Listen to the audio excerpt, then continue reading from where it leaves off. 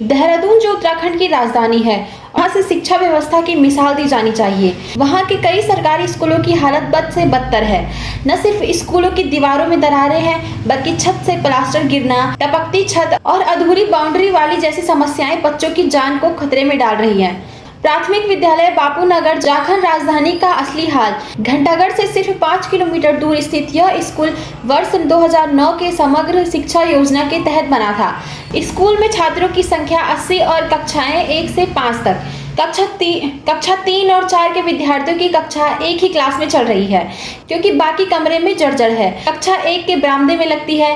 बारिश में टपकती छत, गिरता प्लास्टर और कमरों में सीलन के माहौल भयावह हो जाता है। प्रधानाध्यापिका सीमा नेगी बताती है कि बारिश के समय बच्चों को सुरक्षा की दृष्टि से बरामदे में बैठाना पड़ता है।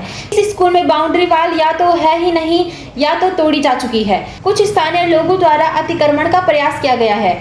स्कूल की छुट्टियों के दौरान स्कूल स्टाफ को कई बार राउंड लगाने पड़ते हैं ताकि कोई स्कूल की जमीन पर कब्जा न कर ले।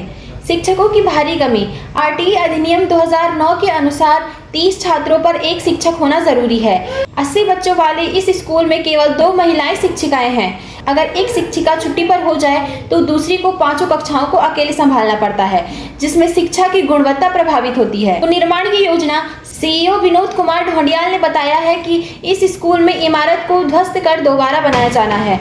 ग्रामीण निर्माण विभाग के स्कूल के भवन निर्माण के लिए 38.87 लाख रुपए का प्रस्ताव तैयार किया गया है। लघु सिंचाई विभाग को इसकी तकनीकी जांच कर रिपोर्ट देने को कहा गया है। सिर्फ बापूनगर ही नहीं, बल्कि प्राथमिक विद्यालय तुनवाला 2, आरागढ़ 2, धर्मपुर और सहसपुर में भी मरम्मत कार्य किया जाना है। दारमीघाट चक्राता का जूनियर हाई स्कूल, यहाँ भी छत से प्लास्टर गिर रहा है और स्कूल की हालत असुरक्षित है। बच्चों की संख्या 23 और शिक्षकों की संख्या 2 है।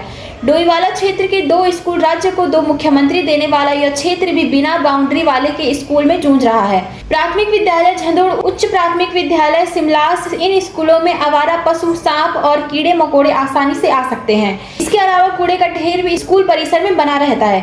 27 स्कूल पंचायत भवनों और निजी घरों में जिला शिक्षा अधिकारी प्रेमलाल भारती के अनुसार राजधानी के 27 स्कूलों की इमारतें इतनी जर्जर हो चुकी हैं कि उन्हें पंचायत भवनों और निजी आवासों में चलाया जा रहा है। सभी स्कूलों का सुरक्षा ऑडिट हो चुका है। जहां स्थिति खराब है, वहां के छात्रों को दूसरी सुरक्षित जगहों पर शिफ्ट किया जाएगा। डॉक्टर धन सिंह रावत, शिक्षा मंत्री के अनुसार आपदा राहत कोष से 30 करोड़ रुपए जारी किए गए हैं ताकि जरूरतमंद स्कूलों की तत्काल मरम्मत की जा सके।